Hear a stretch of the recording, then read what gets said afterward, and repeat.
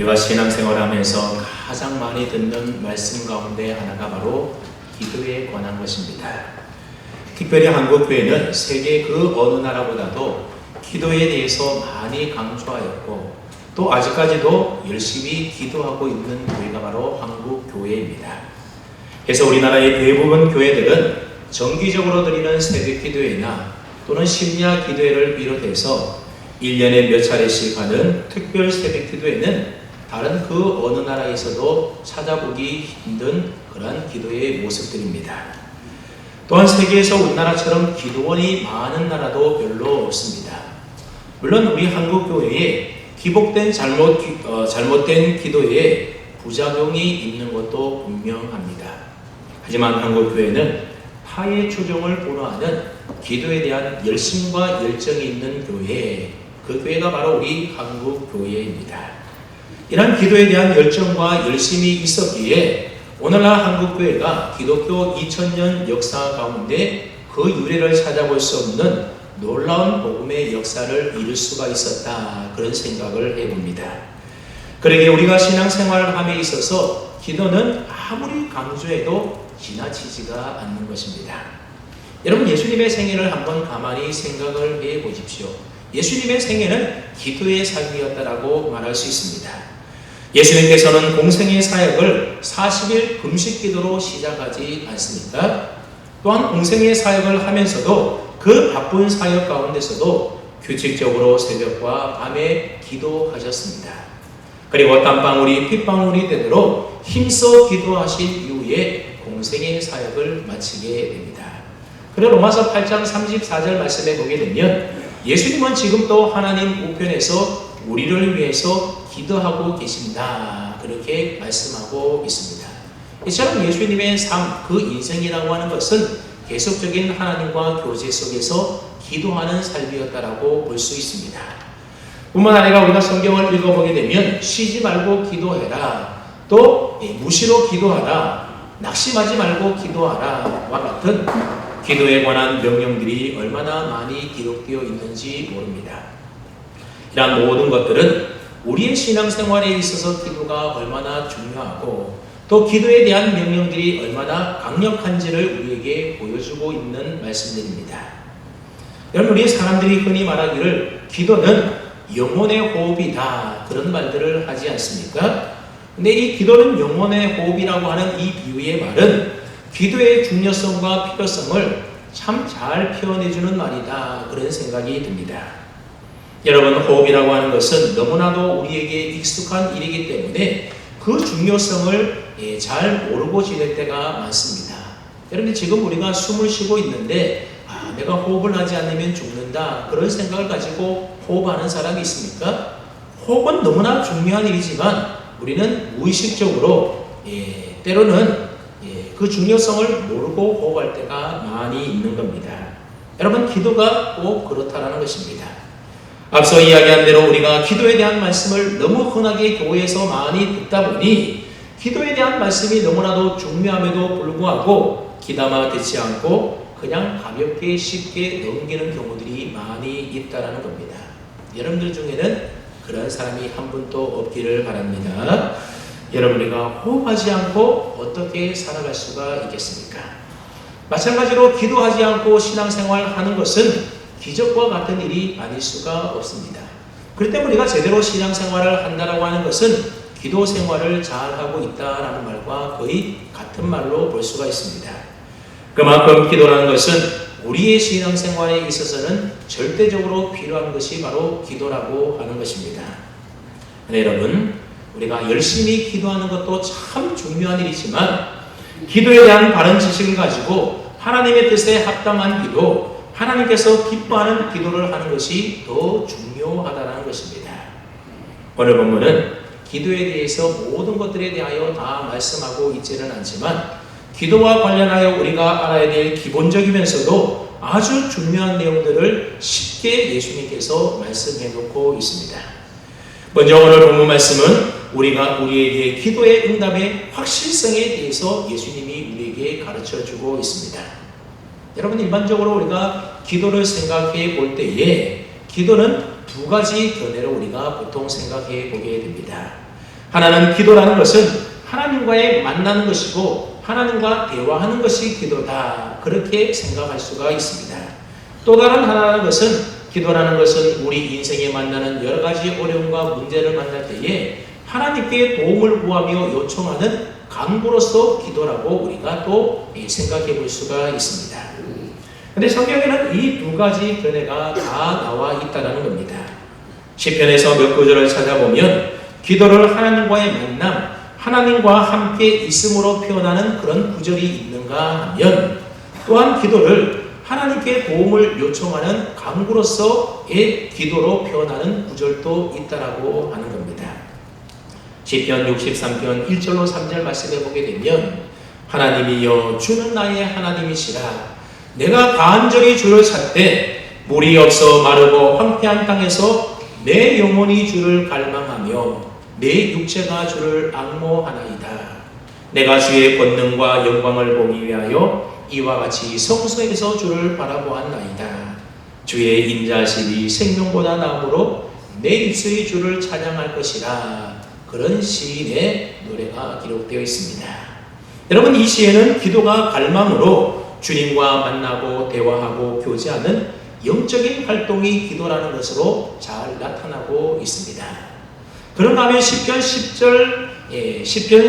1절과 12절 말씀해 보게 되면 기도는 하나님 앞에 간절히 도움을 요청하는 간구로서의 기도라고 또 표현되어 있는 것을 보게 되는데 먼저 1절 말씀을 보게 되면 여호와여 어찌하여 멀리 서시며 어찌하여 환난 때에 숨으시나이까. 그리고 12절 말씀에 보면 여호와여 일어나옵소서 하나님이여 손을 드시옵소서 가난한 자를 잊지 마옵소서. 그렇게 하나님께서 나를 위험과 어려움 가운데서 건져달라고 도와달라고 하나님 앞에 간절히 구하는 간구로서 기도를 표현하고 있는 것을 보게 됩니다. 이렇게 볼 때 오늘 본문은 이 둘 가운데에 어디에 속하는 것이겠습니까? 앞서 이야기한 것처럼 오늘 본문은 기도 응답의 확실성에 대하여 강조하고 있는 예수님의 교훈의 말씀입니다. 그러니까 오늘 본문은 간구로서의 기도에 대한 예수님의 말씀이다. 오늘 본문 말씀에 나오는 기도라는 것은 하나님과 대화하고 하나님과 교제하고 이것보다도 하나님 앞에 무엇인가 도움을 요청하고 구하고 그래서 얻는 간구로서의 기도에 대한 말씀이 바로 오늘 본문의 말씀이라는 겁니다. 예수님은 성도된 우리들이 하나님께 기도할 때에 해가 동쪽에서 뜨는 것보다도 더 확실한 것이 기도 응답이다. 지금 그것에 대하여 이야기하고 있는 겁니다. 여러분, 해가 동쪽에서 뜹니까? 서쪽에서 뜹니까? 서쪽에서 뜹니까? 동쪽에서 뜨잖아요. 동쪽에서 뜨는 거 분명하지 않습니까? 우리 확실히 믿습니다. 마찬가지로 우리가 하나님 앞에 무엇이든지 구하면 하나님이 우리의 기도를 들으시고 응답해 주신다는 것도 그만큼 확실한 일이라는 것을 예수님께서 말씀해주고 있다 그 말입니다. 물론 예수님이 기도 응답의 확실성에 대하여 강조하고 있는 것은 역으로 말한다면 그만큼 사람들 가운데는 기도 응답의 확신을 갖지 못하고 살아가는 사람들이 많이 있다는 것을 반증해 주는 것입니다. 그렇다면 여러분들은 어떻습니까? 하나님께 기도하면 하나님께서 우리의 기도를 하나님이 들으시고 반드시 응답해 주신다는 분명한 확신을 가지고 기도하십니까? 아니면 확신하지 못하고 있습니까? 전자입니까? 후자입니까? 대답을 잘 못하시는 거 보니까는 잘 모르시는 건가? 우리가 하나님 앞에 기도할 때는 하나님은 우리의 기도를 다 들으시고 우리의 기도를 분명히 들어주신다는 그 확신을 가지고 기도해야 되는 겁니다. 여러분, 우리가 그 확신이 있다면 왜 어려움이 있고 문제가 있을 때에 그 문제 혼자 끙끙거리고 혼자 문제를 풀려갑니까? 그 문제 하나님 앞에 내어놓고 하나님께 기도하면 하나님이 다 들어주신다는데 여러분, 그래 우리가 하나님 앞에 그 응답의 확신을 가지고 기도하라 그런 말입니다. 예수님께서는 오늘 본문을 통하여 주시고자 하는 메시지가 확실한데 그것이 무엇인가 하면 간절히 믿음으로 우리가 구하는 기도에 대해서는 하나님께서 반드시 우리에게 응답해 주신다라고 하는 사실입니다. 그런데 오늘 본문을 보면 기도라는 말은 단 한 번도 나오지 않습니다. 그 대신 기도라는 말 대신에 무슨 말이 나오는가 하면 한번 7절 말씀을 통하여 기도 대신 무슨 말이 나오는지 한번 찾아보도록 합니다. 7절을 다 함께 읽어보겠습니다. 시작.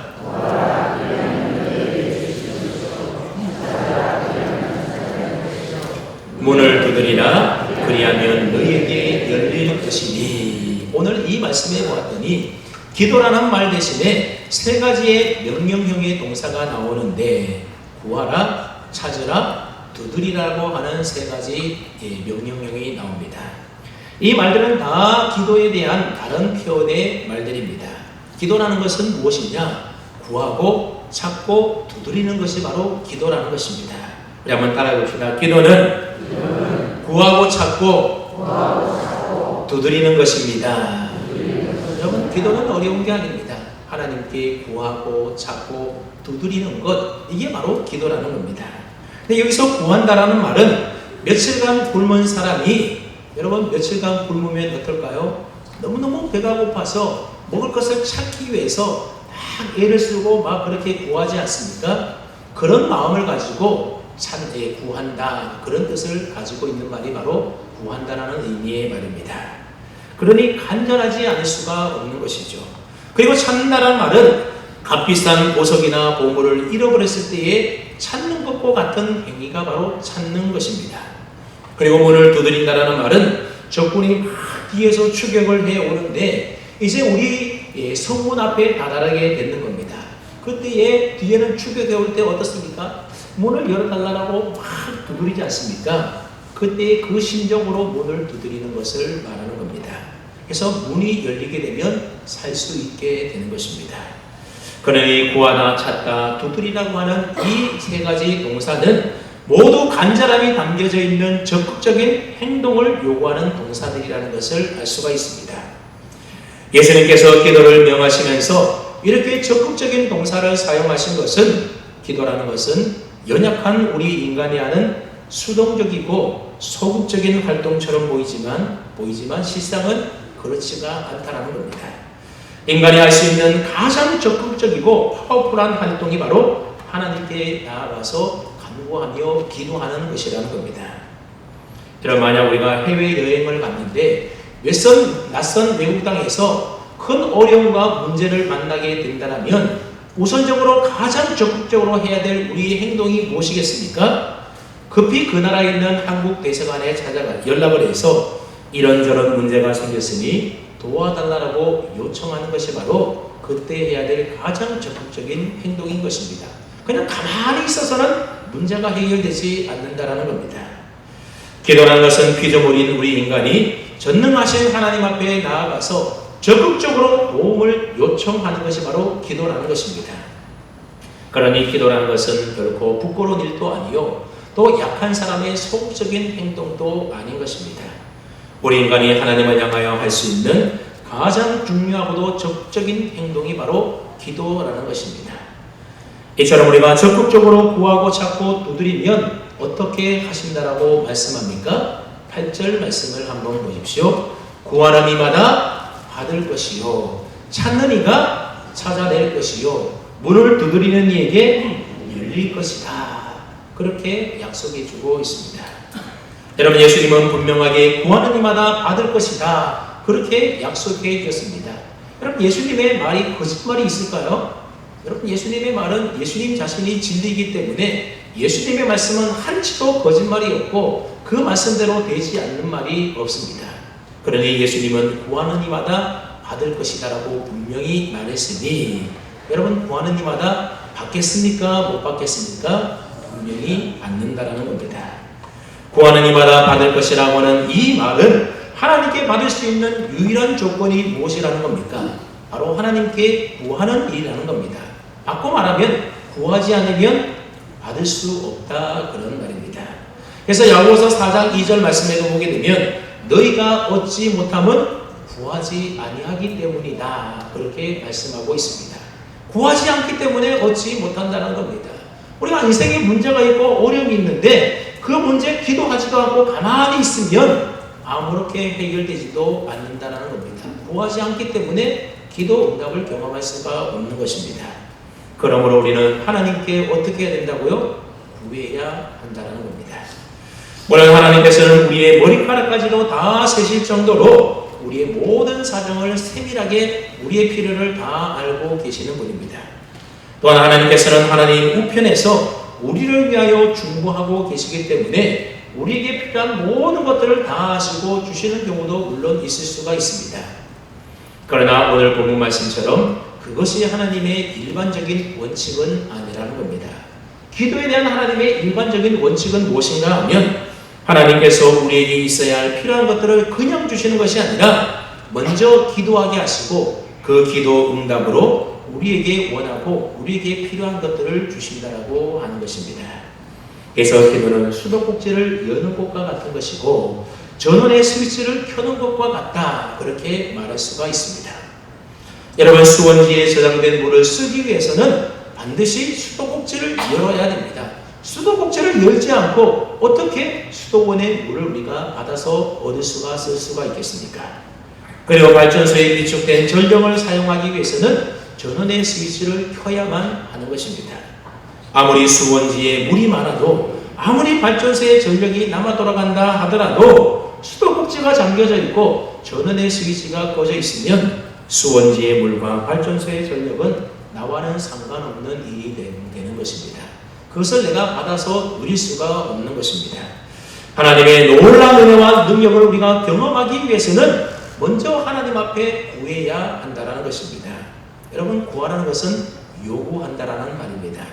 그렇습니다. 기도하면서 우리의 필요한 것을 하나님께 달라고, 도와달라고 요청하고 요구하는 것이 바로 기도라는 것입니다. 그러면 하나님께서 어떻게 해 주신다라고요? 구하는 자에게 주시겠다라고 분명히 약속하고 있습니다. 그리고 포기하지 않고 계속해서 찾고 두드리면 찾아낼 것이고 열려질 것이라고 말씀하고 있습니다. 그러니 적극적으로 하나님 앞에 나아가 기도하라는 것입니다. 여러분, 인생에 문제가 있습니까? 가만히 있지 마시고 그 문제를 가지고 하나님 앞에 적극적으로 나가서 구하고 찾고 두드릴 수 있기를 바랍니다. 누가복음 11장에 보게 되면 오늘 본문과 똑같은 내용의 말씀이 누가복음 11장에 기록되어 있습니다. 근데 누가복음 11장에 보게 되면 구하고 찾고 두드리라 라고 하는 이 말씀 앞에 한 가지 이야기가 나오게 됩니다. 예수님께서는 구하고 찾고 두드리는 이 기도의 말씀을 좀 더 쉽게 설명하기 위하여 하나의 예화를 사용하셨던 겁니다. 아마 그 이야기는 여러분들이 다 들어서 이미 알고 있을 겁니다. 그래도 한번 할 테니 잘 들어보시기를 바랍니다. 어떤 가정에 밤늦게 귀한 손님이 찾아오게 되었습니다. 요즘처럼 전화가 있다면 미리 예고를 하고 그렇게 오겠지만 옛날에는 갑작스럽게 손님이 밤중에 찾아오기 마련이지 않겠습니까? 밤이 늦었는데 손님이 먼 데서 오느라고 저녁도 먹지 못한 매우 배고픈 상태로 오게 된 것입니다. 그런데 그날따라 집에 빵이 동일하게 되어서 요기할 만한 것이 아무것도 없었던 겁니다. 빵을 구우려면 발효를 시켜야 하는데 시간이 많이 걸리는 겁니다. 귀한 손님 얼굴을 보니 시장기가 가득해서 오늘 밤에는 먹을 것이 없으니 그냥 주무십시오, 그렇게 말하기도 참 곤란한 지경이었습니다. 그래서 국리 끝에 조금 떨어진 곳에 있는 친구 집을 찾아가게 됩니다. 친구 집에는 벌써 불이 다 꺼져 있었고 친구는 자녀들과 벌써 잠자리에 든 상태였습니다. 여러분, 유대나라 집은 우리나라처럼 큰 집이 아니고 조그만한 집인데 마당이 있어서 대문을 열고 들어가가지고 들어가는 그런 집도 아닙니다. 그저 방문 앞에까지 가서 두들기고 이야기하면 안에 있는 사람과 다 대화할 수 있는 그러한 집들이라는 것입니다. 이 사람이 친구 집 문방 앞에서 문을 두드릴까 말까 한참 망설이게 됩니다. 그러다가 시장한 채 집에서 기다리고 있을 그 귀한 손님을 생각하니 도저히 안 되겠다 싶어서 체면불구하고 용기를 내어서 친구의 집을 문을 두드리게 됩니다. 똑똑똑. 안에서 누구요? 하고 대답을 합니다. 날새, 자네 친구일세. 우리 집에 너무 귀한 손님이 밤중에 오셨는데 먹을 빵이 없다네. 이렇게 밤늦게 괴롭혀서 정말로 미안한데 혹시 집에 먹다 남은 빵이 있으면 몇 개만 좀 빌려주게. 그러자 안에서 친구가 이렇게 말을 하는 겁니다. 자네 사정은 참 딱하다. 자네가 보다시피 나는 애들하고 벌써 잠자리에 들었다네. 그런데 어떻게 일어나겠는가? 미안하지만 자네 부탁을 들어줄 수 없으니 그만 돌아가주면 좋겠네. 그렇게 쌀쌀맞은 대답을 친구가 하는 겁니다. 만약 여러분들 같으면 이 말을 들었을 때 어떻겠습니까? 굉장히 섭섭하고 또 자존심도 상하고 아마 기분이 나빠서 그냥 돌아가지 않았겠습니까? 그러니 아마 이 사람도 그런 마음이 충분히 들었을 겁니다. 그래서 집으로 돌아가려고 하는데 차마 집에서 굶고 있을 그 귀한 손님을 생각하니 발이 떨어지지가 않는 겁니다. 그래서 다시 한번 친구에게 부탁을 하려니 용기도 나지 않았습니다. 그럼에도 불구하고 이 사람은 얼굴에 철판을 깔고 빵을 얻기 위해서 이전보다 더 강하게 친구의 집을 문을 탕탕 두드리는 겁니다. 그러자 안에서 또 반응이 나옵니다. 이보게 이미 잠자리에 들어서 도와줄 수 없다는데 왜 이렇게 나를 괴롭히는가? 그러자 밖에 있는 사람이 말하기를 여보게 제발 좀 나를 도와줄게. 내가 어떻게 빈손으로 돌아가서 귀한 손님을 굶기고 재우겠는가? 그러니 귀찮더라도 나 좀 도와주면 안 되겠는가? 그렇게 하고서는 계속해서 문을 탕탕 두드리는 겁니다. 언제까지 두드릴까요? 일어날 때까지. 아니 줄 때까지 계속해서 문을 탕탕 두드리는 겁니다. 여러분 이런 상황에서 결국 이기는 사람은 누구이겠습니까? 밖에서 두드리는 사람이 이기기 마련입니다. 괴롭힘을 당하는 사람보다도 괴롭히는 사람이 이기기 마련인 것입니다. 그래서 잠을 자는 친구는 하는 수 없이 일어나서 그 사람에게 빵을 주어서 돌려보냈다. 그런 이야기를 예수님이 하셨습니다. 그리고 예수님은 이 이야기를 하고 난 이후에 이 이야기 끝에 어떤 말씀을 하셨는가 하면 비록 보탬으로 인하여서는 일어나서 주지 아니할지라도 그 간청함으로 인하여 일어나 그 요구대로 주리라. 그리고 예수님께서 이 말씀을 하시고 난 이후에 이어서 무슨 말씀을 하셨다는 겁니까? 구하라 그러면 주실 것이요 찾으라 그러면 찾아낼 것이요 문을 두드리라 그러면 너희에게 열릴 것이니. 예수님이 그 말씀을 하셨다는 겁니다. 그럼 여러분 예수님이 원하시는 기도는 무슨 기도라는 겁니까? 끝까지 구하는 기도요 두드리는 기도요 찾는 기도라고 하는 것입니다. 주님은 우리가 기도할 때에 간절히 적극적으로 이처럼 기도하기를 원하십니다. 그러면 친구에게 밤에 간청해서 자신이 귀찮더라도 빵을 빌려주는 것처럼 하나님께서도 우리의 간구에 대하여 반드시 응답해 주시는 분이라고 하는 겁니다. 물론 하나님은 귀찮아서 주시는 것이 아니라 기꺼이 기쁜 마음으로 우리에게 주신다는 것입니다. 예수님께서는 기도 응답의 확실성을 우리에게 보여주시기 위해서 오늘 본문에 보면 또 하나의 비유의 말씀을 들어서 설명하시는데 9절부터 11절까지 그 내용이 있습니다. 우리 함께 9절부터 11절까지 말씀을 함께 읽어봅니다. 시작.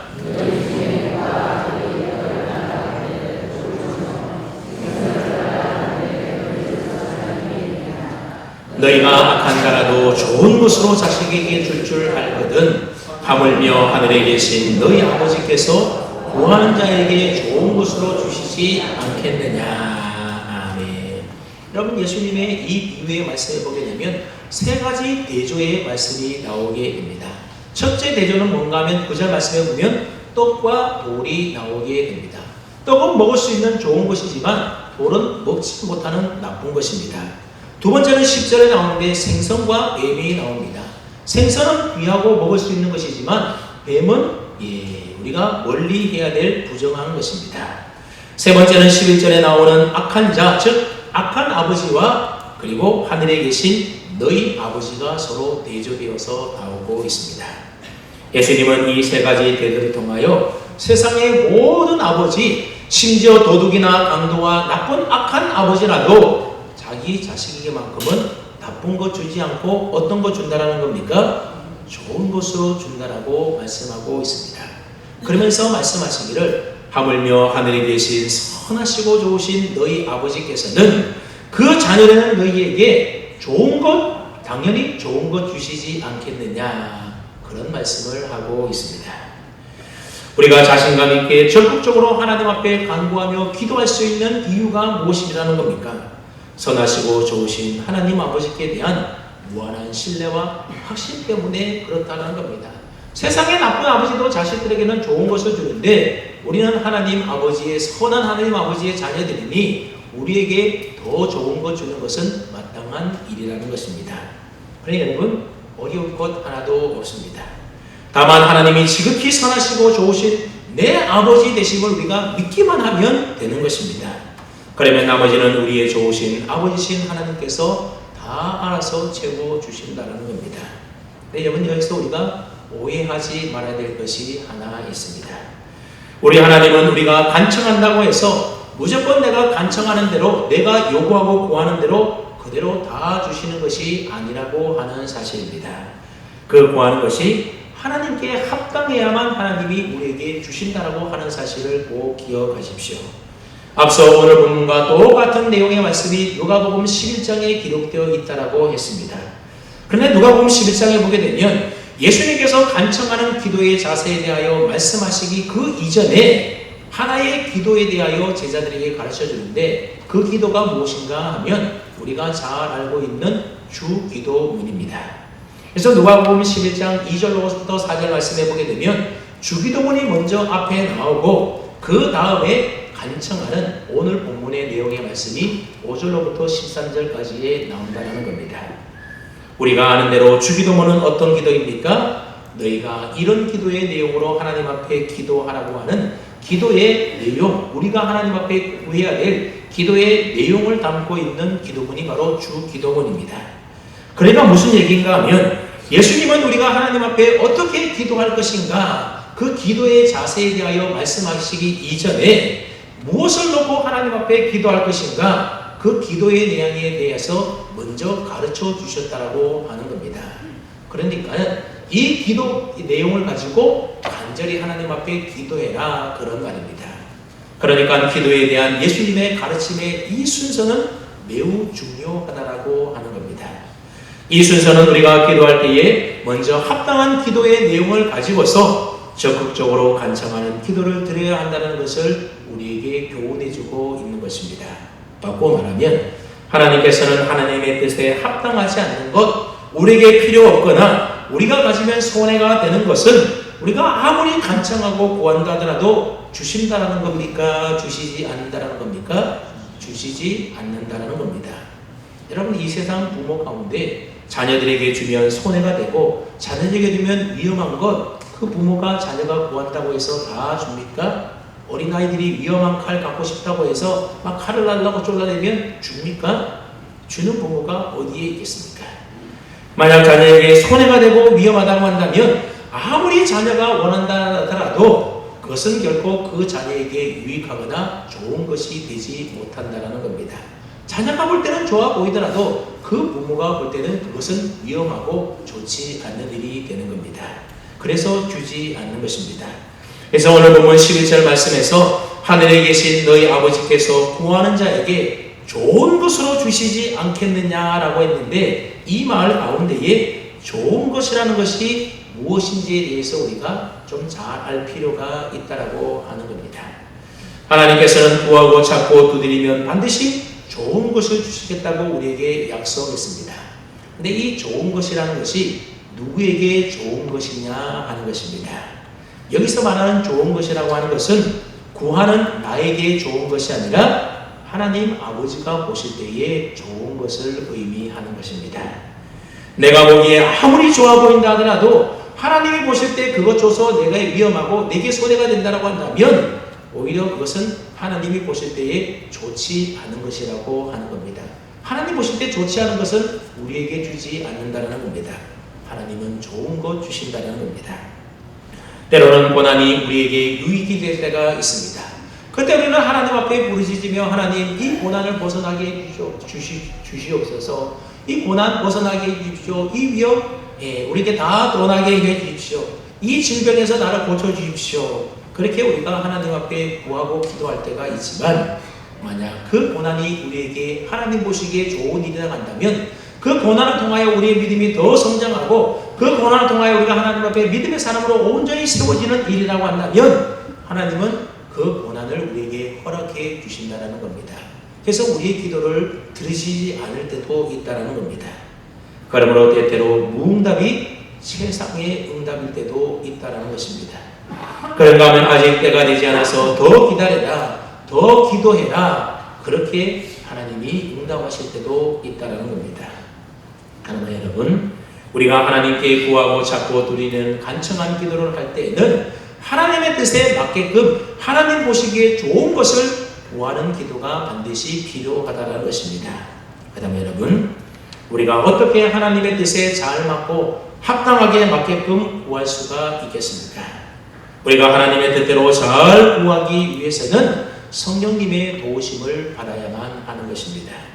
성령님은 진리의 영이시고 우리를 진리 가운데로 인도하시는 분이시기 때문에 성령님이 우리 가운데 역사하시게 되면 어떤 것이 하나님의 뜻에 합당한 기도인지, 무엇이 하나님이 기뻐하시고 하나님이 좋아하는 것인지에 대하여 우리가 알게 되는 것이고, 하나님께서 기뻐하는 그 내용으로 온전한 기도를 우리가 비로소 드릴 수 있게 된다는 겁니다. 뿐만 아니라 성령께서 역사하시면 더욱 간절히 우리는 기도할 수 있게 되는 겁니다. 여러분, 예수님께서 기도하실 때에 주의 사자가 도왔던 것처럼 오늘 우리를 또 하나님 앞에 기도할 때에 성령님이 우리를 도우실 때에 우리는 더 간절하게 기도할 수가 있다는 겁니다. 그러니까 우리가 기도 응답을 확실하게 받으려면 하나님께 합당한 기도를 해야 하는데, 하나님께 합당한 기도를 하려면 성령님을 의지해야 되고, 그때 성령님은 우리로 하여금 하나님께 합당한 기도를 간절히 할 수 있도록 해주시기 때문에 우리가 성령님을 붙들고 의지할 때에 넘치는 기도의 응답을 우리가 받을 수 있게 된다는 것입니다. 마치 쇠붙이를 끌어당기는 자석처럼 성령님은 모든 기도가 응답되도록 우리를 인도하시고 이끄신다는 겁니다. 우리가 하나님의 뜻대로 마땅히 기도할 바를 잘 알지 못할 때에도 우리 안에 계시는 성령님께서는 우리를 위하여 말할 수 없는 탄식으로 우리를 위하여 친히 간구하고 계신다. 성경이 그렇게 말씀하고 있습니다. 그러므로 최고의 기도 응답은 무엇입니까? 바로 성령님이 최고의 기도의 응답이시라는 것입니다. 그래서 누가복음 11장 13절 말씀해 보면 이렇게 말씀하고 있는데, 우리 앞에 화면이 있죠? 누가복음 11장 13절 말씀을 우리 뜻을 생각하면서 함께 읽어봅니다. 시작.